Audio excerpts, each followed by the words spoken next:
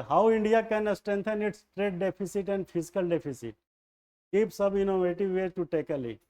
तो trade deficit क्या होता है? व्यापार संतुलन घाटा, यही होता है ना ट्रेड डेफिसिट। आपने कितना एक्सपोर्ट किया and how much you make import. The difference between export and import is called trade deficit. और इसी को क्या बोलते हैं? Current account deficit. दोनों नाम सेम है, चालू खाते का घाटा या व्यापार घाटा या व्यापार संतुलन। क्लियर है? ट्रेड डेफिसिट, ट्रेड इम्बैलेंस या बैलेंस, या चालू खाते का घाटा, ये सब एक ही चीज है। तो कह रहा है कि आप कैसे जो है व्यापार घाटा को मजबूत करिएगा जो घाटा ना हो, और फिस्कल वित्तीय घाटा को। तो उसमें था ना वित्तीय उपाय सरकार के द्वारा और मौद्रिक उपाय। ये क्वेश्चन बहुत आता है, अगर इतना पढ़ाने के बाद भी गलत करोगे तो शर्मनाक हो जाएगी। मौद्रिक नीति, monetary policy and fiscal policy. Monetary policy RBI, fiscal policy union government. India can take several steps. पहला, इनकरेजिंग एक्सपोर्ट। एक्सपोर्ट बढ़ा दीजिए, निर्यात बढ़ा दीजिए, तो क्या होगा? क्या होगा उस केस में? आपके पास डॉलर आने लगेंगे, मज़ा आ जाएगा। जब डॉलर आएंगे तो इंपोर्ट करने में भी दर्द नहीं होगा। तो किसी भी देश की कंट्री को मैक्सिमम एक्सपोर्ट करना चाहिए और मिनिमम इंपोर्ट करना चाहिए। समझ रहे हैं ना? कंट्री को नहीं, आपके घर में भी यही होना चाहिए। तो the government can provide incentive to exporters such as tax benefit, subsidy and streamlined export procedure to encourage more export।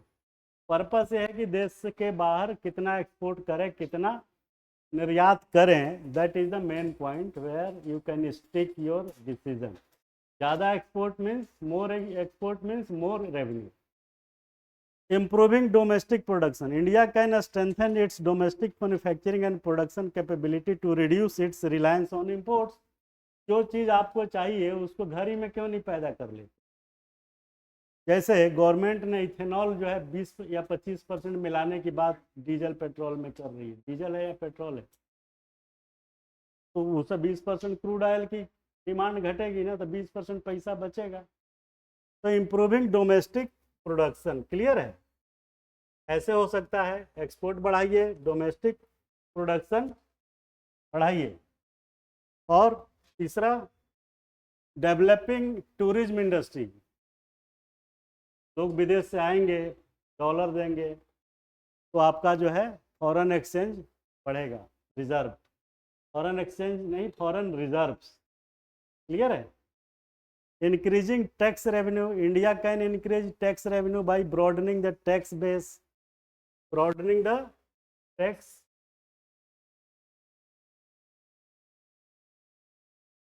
Reducing tax evasion. चोरी जो है टैक्स की रुकेगी। Implementing tax reform. This can help This can help reduce the fiscal deficit and provide more resources for governments spending on social welfare and development program। पांचवा कह रहा है PPP model को बढ़ाइए, जिससे क्या होगा कि investment will be taken care by the private players and government stake will be lower, so that the maximum minimum घाटा लाभ जो भी है that should be taken by private person, because the government is not in position to convert their loss making company into profit making। Clear है?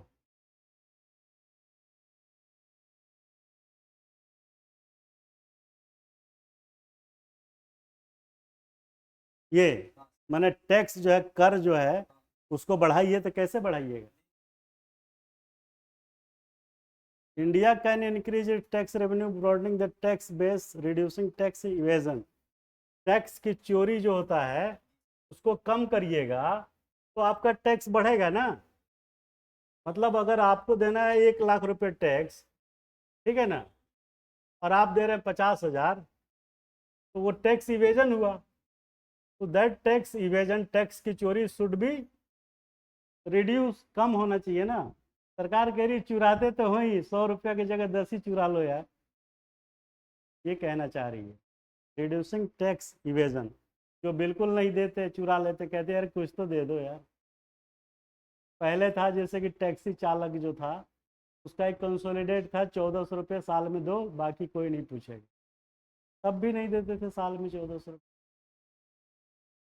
और ये PPP model ले आइए, जिससे जो है इंफ्रास्ट्रक्चर प्रोजेक्ट जो है क्रिएट करे जॉब को, जब लोगों को काम मिलेगा तो वो आमदनी होगी, और आमदनी होगी तो सरकार को टैक्स देंगे, आय कर, और जो चीज़ें प्रोडक्ट होगी that will be sold in the market, and when it will sold the GST will create. दोनों फायदा है। सरकार बड़े सीरियस रूप में सोच रही है, जो हम बता रहे थे ना, वन नेशन वन टैक्स। उस पर किसी ने कोर्ट केस किया था हाई कोर्ट में, उस पर सुप्रीम कोर्ट में भी सुनवाई हुई है, और कुछ पॉजिटिव दिख रहा है कि कुछ शायद बात बनेगी। अगर ये क्वेश्चन तुम लोगों को एग्जाम में आता है, वन नेशन वन टैक्स, तो आप इसको सपोर्ट में लिखिएगा। पूरा सपोर्ट में ये लिखिएगा कि इसमें जो है वन नेशन वन टैक्स में क्या होगा कि सिर्फ एक्सपेंडिचर टैक्स लगेगा, सारे टैक्स खत्म, no income tax, no GST, no excise, nothing. सरकार के पास कुछ ऐसा ड्राफ्ट पता नहीं आया है या चर्चा में है न्यूज़ में, कि 5,000 रुपया से ज़्यादा का सामान अगर आप खरीदते हैं तो आपको 1% टैक्स देना पड़ेगा, और बियॉन्ड 5,000 जो ट्रांजैक्शन होगा that will be the digital transaction, no cash will be permitted, cash will permitted up to 5,000 rupees. 5,000 rupees means कि बेसिक एम्यूनिटीज़, तो जो मैं उस दिन कह रहा था कि you can make free your dal chawal sabzi भाजी, ये सब चीज़, जिससे गरीब आदमी को भी राहत मिले और आपको भी बहुत इम्पोर्टेंट नेसेसरी आइटम है, इस पर टैक्स ना लगे। 5,000 बहुत है, 5,000 में खरीदोगे तो 10-15 दिन तो चल ही जाएगा, फिर 5,000 के बाद में खरीद लेना। तो इससे दूसरा फायदा क्या होगा कि होल्डिंग जो है कम होगी। क्लियर है? हाँ, वही तो बता रहा हूँ मैं। Implementing e governance, India can adopt e governance to improve transparency, efficiency, यही सब चीज़ें हैं। ओवरऑल एक combination of these measures can help India strengthen its trade deficit and physical deficit while promoting sustainable economic growth and development. जो आप question पूछ रहे हैं उसको हम थोड़ा डिटेल में बताते हैं, आपको ठीक से समझिएगा। अगर आपको समझ में नहीं आए तो 2 बार पूछ लीजिएगा, ये ज़्यादा ज़रूरी है। देखो, वन नेशन वन टैक्स, इसमें जो प्रपोजल अभी सुनाई पड़ रहा है दैट इज़ नॉट प्रमाणिक, that is not authentic. Clear है? कि मोर देन 5,000 नो कैश, कोई कैश ट्रांजैक्शन नहीं होगा। ठीक है? तो बेसिक एम्यूनिटी इसमें कवर हो जाएगी। और जैसे आप मोर देन 5,000 करते हैं, सॉरी, मोर देन 5, तो ये सारा ट्रांजैक्शन डिजिटल हो जाएगा, no cash. This is the basic proposal, and you will have to pay at the rate of 1% expenditure tax. Clear है? इतना क्लियर है ना? अब आगे बढ़िए। फायदे क्या होंगे सुनते जाइए। What will be the benefit और from one nation one tax? क्या होगा? देखो, जितनी टैक्स की चोरी है सब खत्म, टैक्स इवेजन खत्म हो जाएगा कि नहीं हो जाएगा? कर चोरी रुक जाएगी ना। आपको 5,000 सुपर खरीदिएगा तो देना ही देना है। दूसरा क्या होगा? टेररिज्म रुक जाएगा, जो आप पूछ रहे थे ना कौन फंडिंग करता है, कैश में जाएगा नहीं, तुम पूछ रहे थे कौन पूछ रहा, तो ये टेररिज्म भी गायब हो जाएगा दुनिया से। फंडिंग तो सब कैश में ही होती है ना। तीसरा, ब्लैक मनी क्रिएशन खत्म हो जाएगा। ब्लैक मनी खत्म हो जाएगा। अब रिश्वत, करप्शन, ब्राइबरी खत्म हो जाएगा। कैसे? मान लो तुमसे कोई अफसर रिश्वत मांगता है 5 लाख या 5 हज़ार, 10 हज़ार, कैश निकलेगा नहीं, तो लेने वाले को भी पता है कि कहाँ से देगा ये, है ना। लेने वाले को भी लगेगा कि कैश तो निकलेगा नहीं बैंक से, और वो डिजिटल ट्रांजैक्शन लेगा नहीं, फंसने का पूरा पूरा चांस, इंतजाम प्रूव हो जाएगा। तो ब्राइबरी भी गायब होने लगेगी।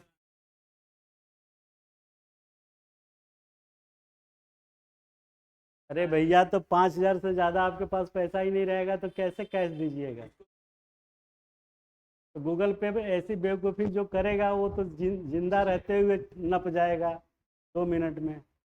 नहीं नप जाएगा भाई। गूगल पे लोगे वो शिकायत हो जाएगी, कोई कह देगा, कोई क्या।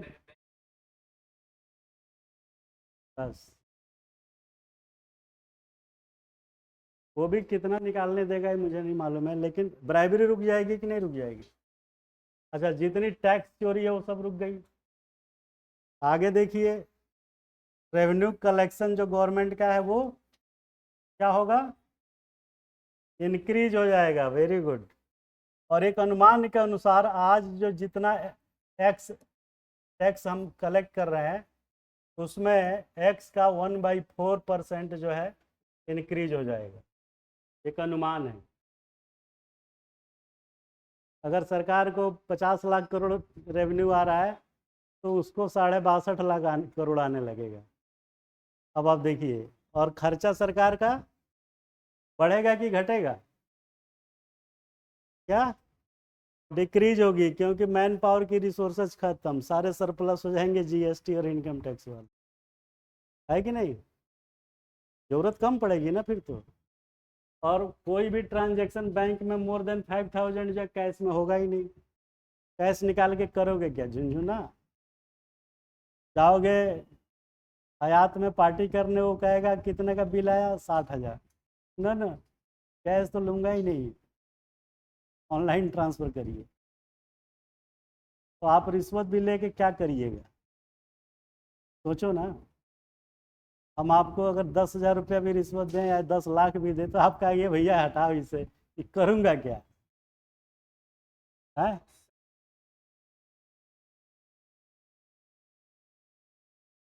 कैसे? कैश में नहीं जाएगा, सब ऑनलाइन पेमेंट होता है।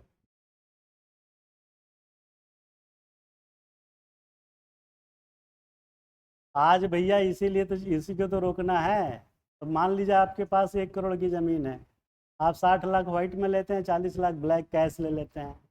अब वो आपको कोई 40 लाख दे भी, 40 जगह कह के चलो 50 दे, तो आप लेंगे?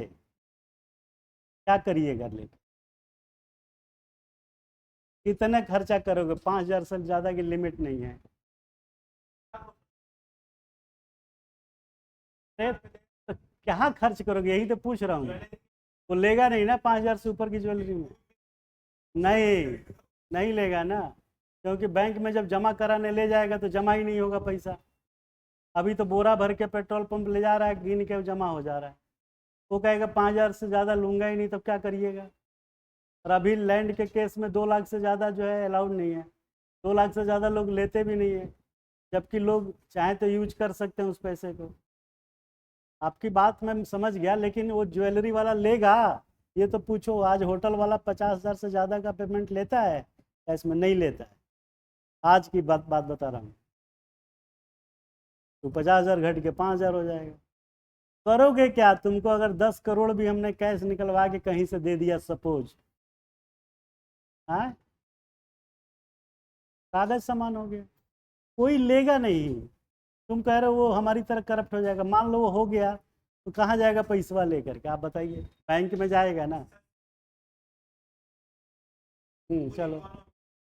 तो फिर तो आप ये चाह रहे हैं कि जैसे पहले था वैसे ही सब लोग करने लगे, तो सब लोग नहीं करेंगे ना।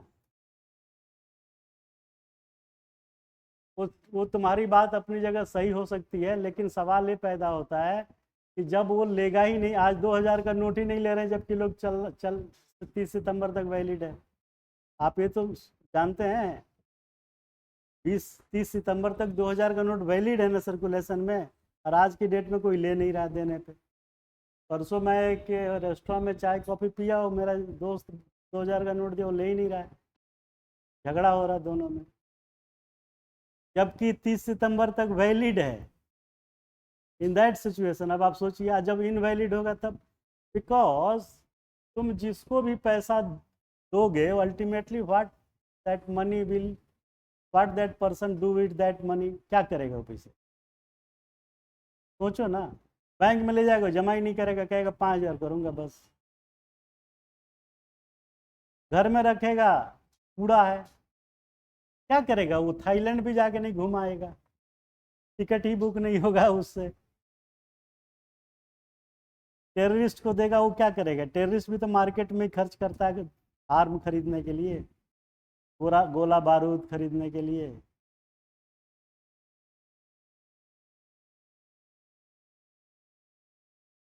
वो तब चल सकता है जब आपको उसमें लिमिट हटा दी जाए तो चल सकता है, जो आज की डेट में ऑलरेडी है। लिमिट नहीं है, आपके पास 1 करोड़ रुपए का पेट्रोल बिका, आप 1 करोड़ ले जाके जमा करा दीजिए। आपकी बात उस स्थिति में सही है कि अगर सब चोर हो जाए फिर तो वही बात हो गई, तो सब चोर कैसे हो सकता है? ऐसा संभव नहीं है ना कि पूरी चेन चोर हो जाए।